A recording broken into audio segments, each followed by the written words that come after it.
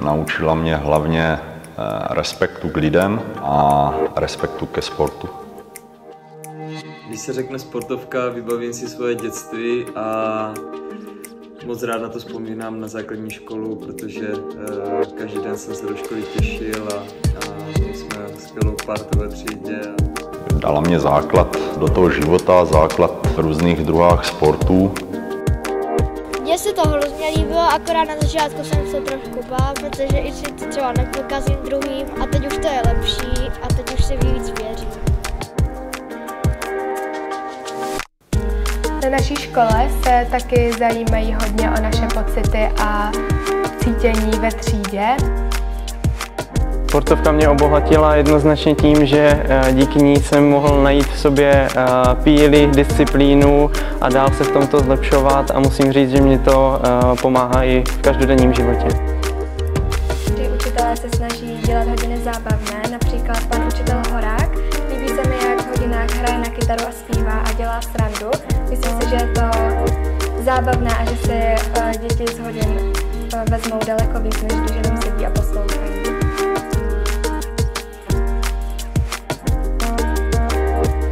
Jako učitel bych to asi neměl říkat, ale jako student jsem moc zorný nebyl, protože byl v první řadě u mě vždycky sport a potom až škola, takže dneska děti učím přesně opaku.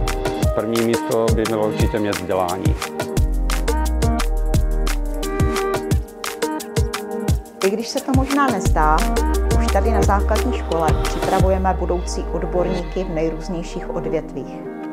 Děti, které pak v zaměstnání umí sami zabrat i táhnout za jeden provaz.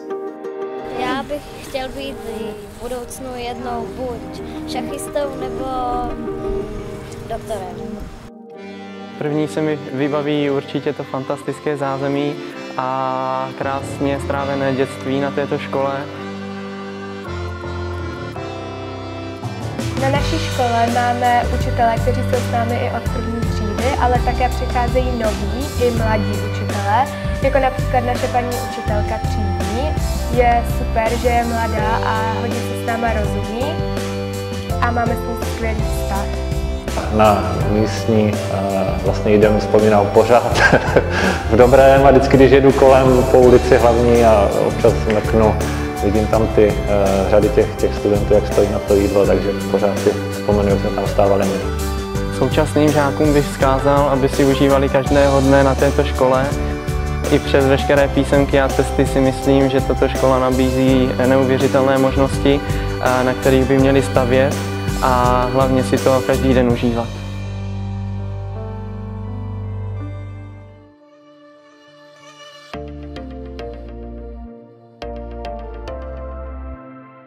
Tak oblíbený předmět je myslím jasný, to byl tělocvik.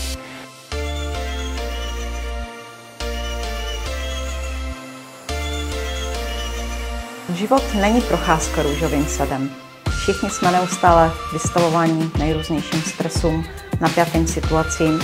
Proto se snažíme, aby naši žáci znali svoje hranice, znali svoje limity a na všechny tyto situace uměli adekvátně reagovat.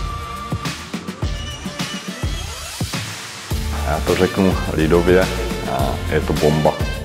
To se týká nejen školy, ale vlastně tady toho okolí. Já si myslím, že tahle škola prostě nepostrádá vůbec nic.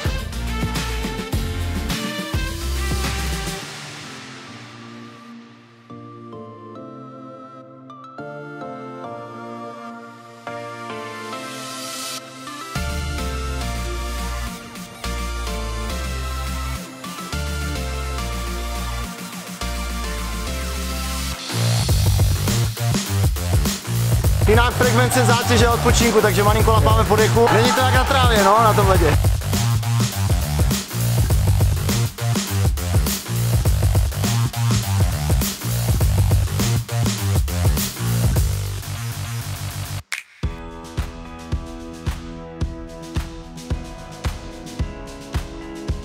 Sportovní zázemí tady na sportovce nebo kolem v areálu je, myslím si, že hodně nadčasové. Je tady všechno, co mladí sportovci, co mladí lidi, studenti potřebují.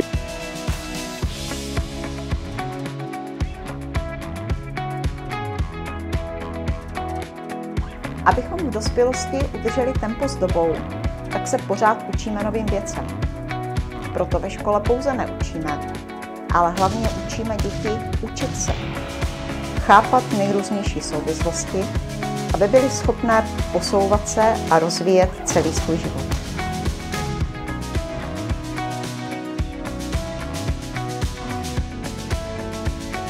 Když si vybavím sportovku současnosti, tak se mně v podstatě objeví bezvadná parta lidí, kolektiv učitelů, který tady je.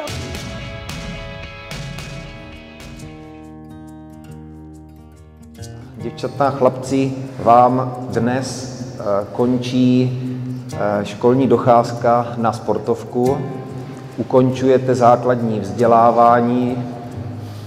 Já teď vidím ty slzičky, tak je to i pro mě dojemné, ale to je fajn, to k tomu patří. Měli jste tady spoustu prožitků, spoustu vzpomínek. Řekl bych, že to vám už nikdo nevezme, tak nechť je to ve vás v pozitivním duchu. Rok se s rokem sešel a stejně jako před 9 lety, kdy nám dávala paní učitelka naše první vysvědčení, tak dnes dostaneme to poslední.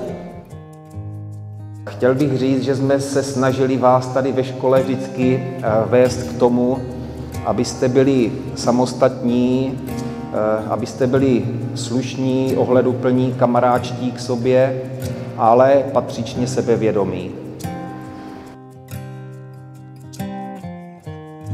Takto jste vypadali před 9 lety. To jsou někteří naši prvňáčci a oni pro vás připravili takové přáníčko. Nebyly to jenom znalosti, ale určitě i ta etická stránka a jak prostě se chovat lépe ve společnosti, jak být lepším člověkem.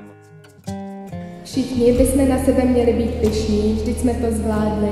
Konečně se můžeme pořádně nadechnout a ohlédnout se, protože právě před námi se tyčí ještě dlouhá cesta, ale nebude ani zdaleka tak kouzelná jako naše dětství.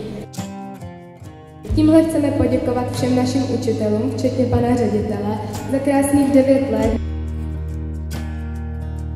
Nikdy nic nevzdávejte, snažte se vybojovat všechno až do konce, co to půjde.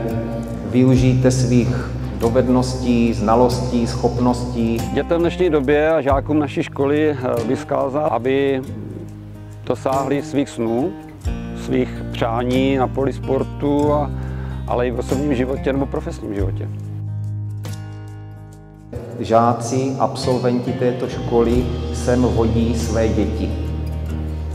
Tak budeme rádi, když jednou jako tatínci a maminky se uvidíme v této škole zase znovu.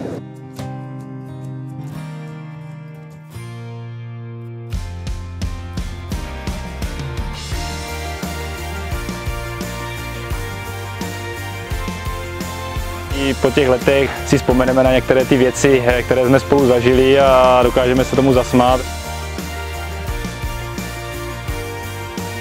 Je vidět, že tohle zůstane vždycky na věky, tyhle ty zážitky, pořád ty vzpomínky jsou a jsme samozřejmě na to rádi.